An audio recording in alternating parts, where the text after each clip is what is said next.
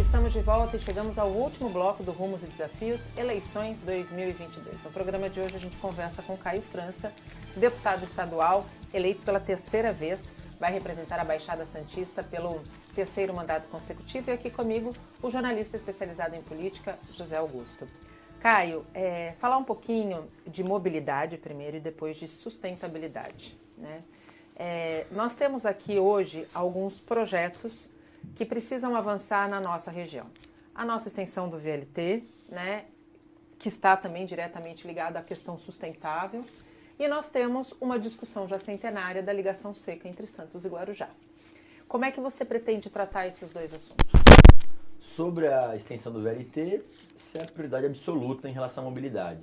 Um erro de projeto feito em 2010, por quem pensou o VLT nas suas fases. A área continental deveria ter sido a primeira fase, porque é quem alimenta o sistema, e ficou para a terceira fase. Então a nossa ideia é que a extensão para a área continental possa acontecer sem precisar concluir a segunda fase, ela possa iniciar. Então a gente vai trabalhar muito para isso, inclusive vou defender na votação do orçamento desse ano que a terceira fase, ligação Barreiros-Samaritá, possa acontecer paralelo à segunda fase aqui da obra Conselheiro Valongo.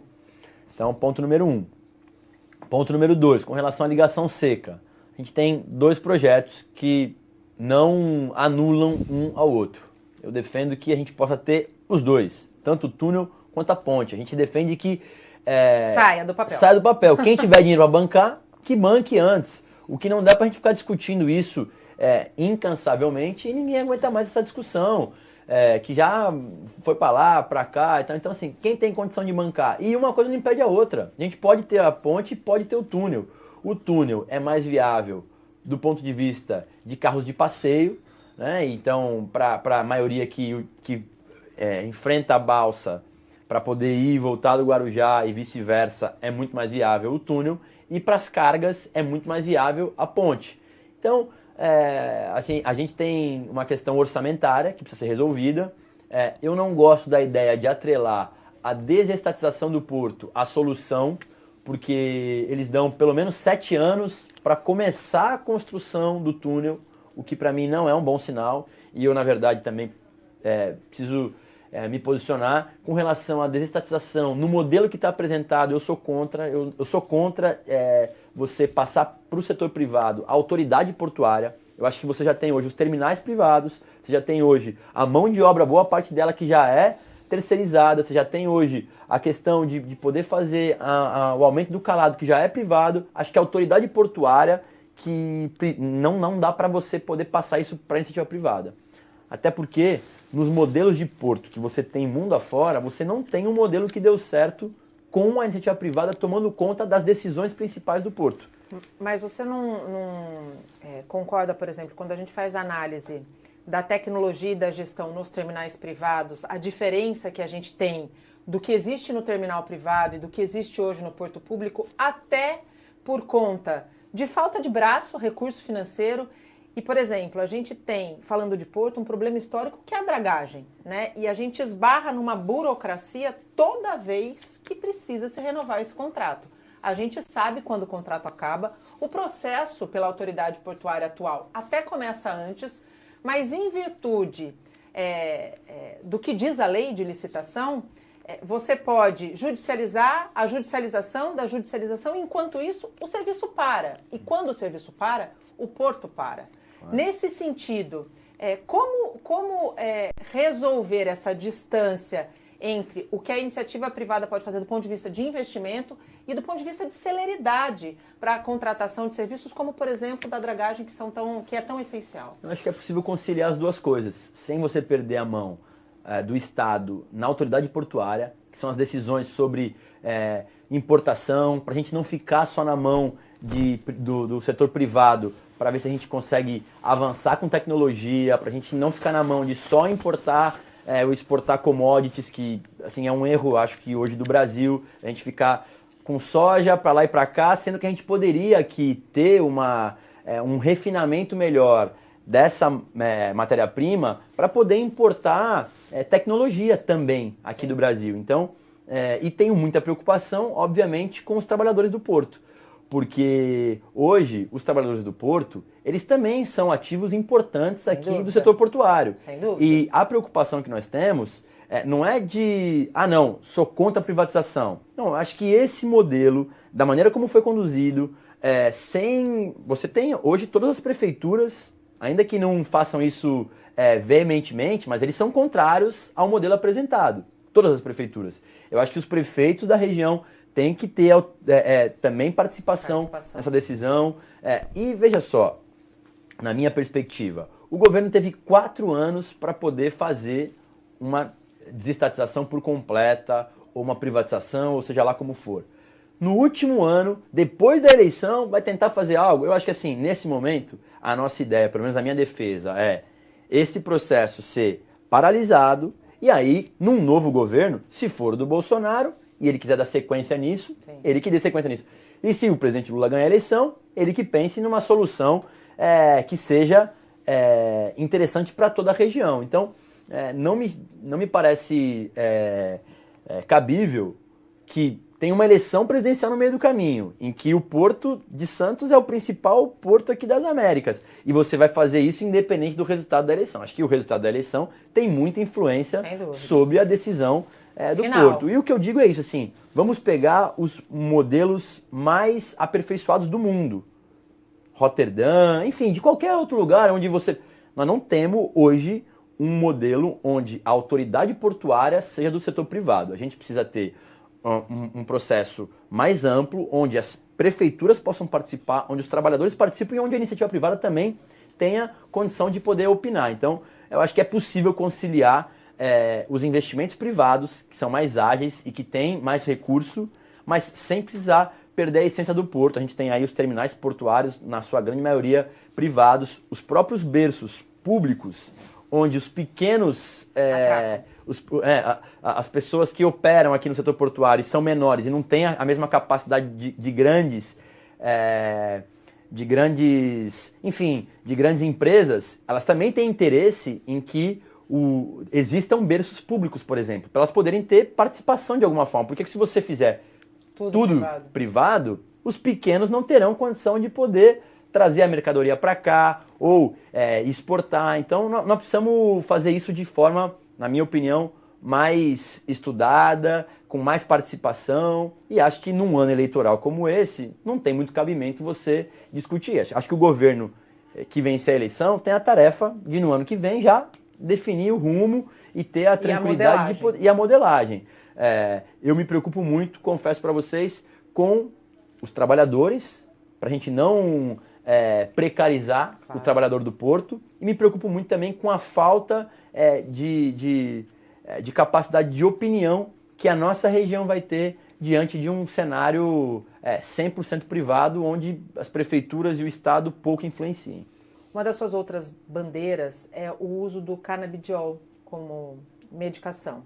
A gente sabe que esse ativo já tem sido usado, inclusive, na medicina veterinária, né? E a gente sabe, estudos mostram, o quanto crianças, por exemplo, com casos graves de epilepsia, são beneficiadas por esse medicamento. O que falta para que esse projeto que você, da sua autoria, o que falta para que ele passe efetivamente a valer? Inclusive, só complementando a pergunta, essa semana houve uma restrição ainda maior do Conselho Federal de Medicina, proibindo palestras sobre o canabidiol, restringindo apenas a área médica e restringiu aos médicos prescreverem para algumas doenças o canabidiol. Vamos lá, por partes. Primeiro, para falar do meu projeto de lei. O meu projeto de lei, ele inclui os medicamentos à base da cannabis no SUS para pessoas que não tenham condição de pagar R$2.000 por mês. É importante esclarecer que a Anvisa já autorizou esses medicamentos a serem revendidos, mas hoje só importando ele. Então, o meu projeto de lei, ele simplesmente garante que esses medicamentos possam servir para todas as pessoas. Porque quem tem condição de pagar R$2.000 por mês, Nathalie, num medicamento? Difícil. Os exemplos e as patologias que podem ser tratadas com esses medicamentos estão aí para quem quiser acompanhar. Autismo no grau mais severo, epilepsia, dores crônicas, Parkinson, até Alzheimer, entre outras patologias. E os exemplos são muitos, são 150 mil pessoas que hoje já fazem o uso da cannabis medicinal. E para piorar, sob o ponto de vista do meu projeto de lei, o Estado, muitas das vezes, é obrigado a fornecer esse medicamento porque as pessoas entram na justiça. E conquista, e consegue. Então, o que acontece? O Estado não consegue comprar de forma planejada, então compra mal e compra mais caro. Demora. Então, o meu projeto, na minha opinião, ele atende a todos. Atende aqueles que precisam do medicamento e que sabem que pode dar uma qualidade de vida melhor para a sua família. Para outros estados, né? Pois é, não. Tem outros estados que avançaram nesse assunto também. Então, esse projeto, eu consegui avançar em todas as comissões na Assembleia, encerrei a discussão dele no plenário, consegui encerrar no plenário, que não é fácil, porque tem algumas bancadas que inventam assuntos que eu quero liberar a cannabis, a maconha, que nada tem a ver com o meu projeto de lei. Meu projeto é exclusivamente medicinal, para fins medicinais, claro, com prescrição médica, acompanhamento médico, somente pela farmácia de alto custo do Estado. Mas estou trabalhando muito para até o final do ano também conseguir aprovar ele no plenário da Assembleia. O que aconteceu, e lamentavelmente o que aconteceu na semana passada, é que o Conselho Federal de Medicina restringiu o uso da cannabis medicinal. E está sendo uma comoção nos pacientes e nos médicos prescritores, porque estão tirando a autonomia dos médicos. Além disso, estão fazendo com que várias pessoas que não têm as duas patologias que o CFM restringiu, passem a retroceder com as suas doenças. Eles parecem que restringiram para epilepsia refratária e outras síndromes raras que me fugiu agora. Mas tem outras milhares de pessoas que estão utilizando e que não estão nessas duas doenças. Então, tem causado uma comoção muito grande e ainda bem que as pessoas estão atentas. E nós vamos, se for preciso, para a justiça para tentar derrubar essa decisão do Conselho Federal de Medicina, que vai contra o que o mundo inteiro está fazendo. Exatamente. Que é avançando no sentido de ampliar o leque de atuação através da cannabis medicinal. É bom também porque nós temos grandes expoentes que cuidam dos seus filhos ou dos seus avós através da cannabis medicinal. O mais recente e muito conhecido é o Henrique Fogaça, que é um chefe de cozinha muito famoso, que tem uma filhinha que tem uma síndrome muito rara também, num grau muito severo, e ele utiliza a cannabis medicinal e ele conta diariamente da evolução dela em relação ao uso da cannabis. Inclusive, a pessoa que foi assim responsável para que eu apresentasse esse projeto, ela também tem uma história linda chamada Neide, a mãe do Vitor, que tem síndrome de West, que o menino tinha 40 convulsões por dia e hoje não tem quase nenhuma convulsão por semana. Uma ou outra por semana consegue frequentar a escola, fisioterapia.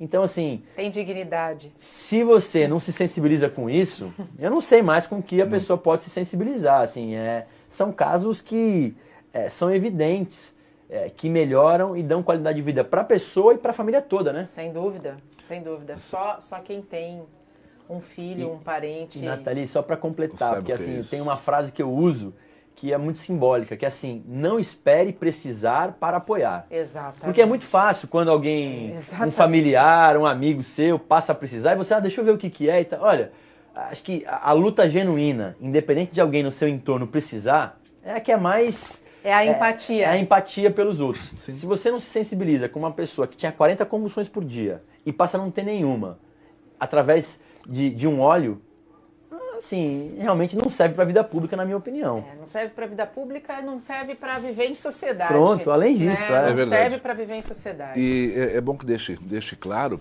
que o projeto do Caio vale para o estado de São Paulo, exatamente, né, para as farmácias de alto custo, porque já há uma liberação da Anvisa. Exatamente, foi exatamente como ele falou. E aí você vem com uma liberação da Anvisa e meteu o dedo na ferida pelo Conselho Federal de Medicina.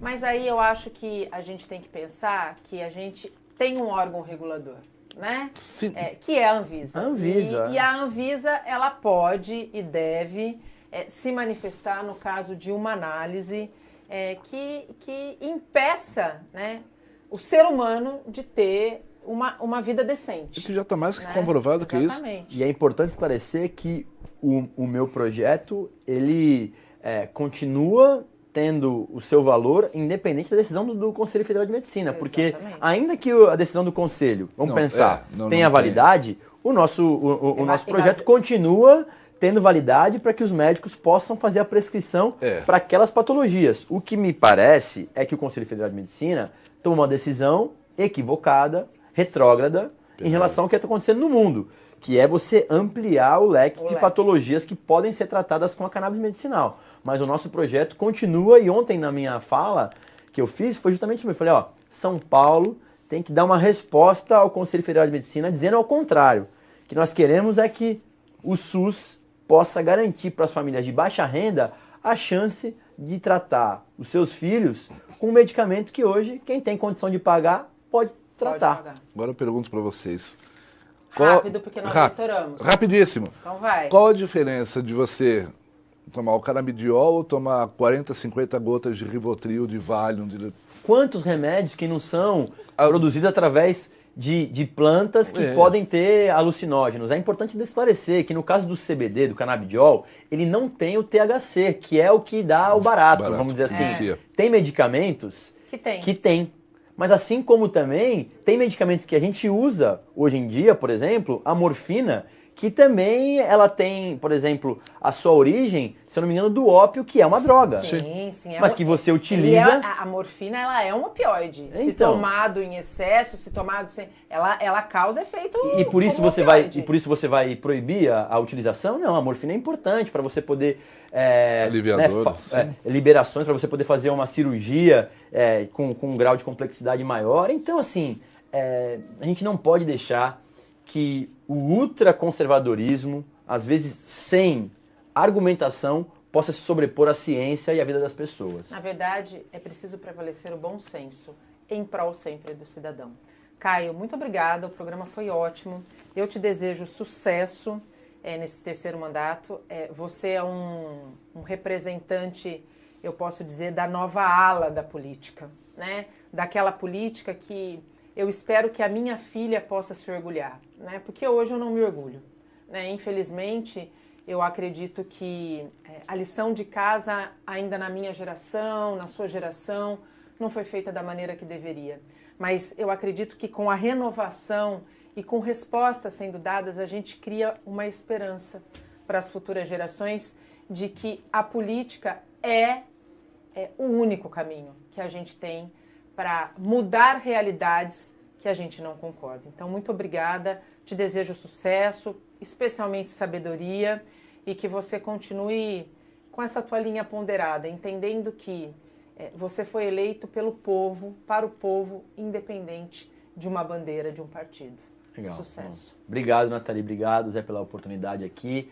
E renovo o meu compromisso aqui com a região, com a Baixada, com o Vale do Ribeira, de trabalhar muito, com muita energia, para poder orgulhar as pessoas, sendo coerente com aquilo que eu entendo e, ao mesmo tempo, trazendo ganhos reais aqui para a população. Acho que essa é a minha missão aí para os próximos 4 anos. Obrigada mais uma vez.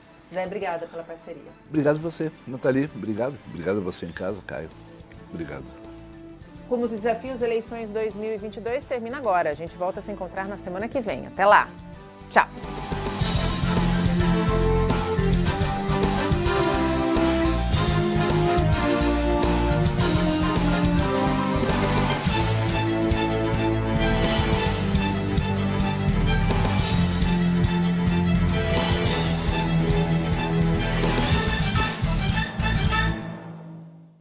Rumos e Desafios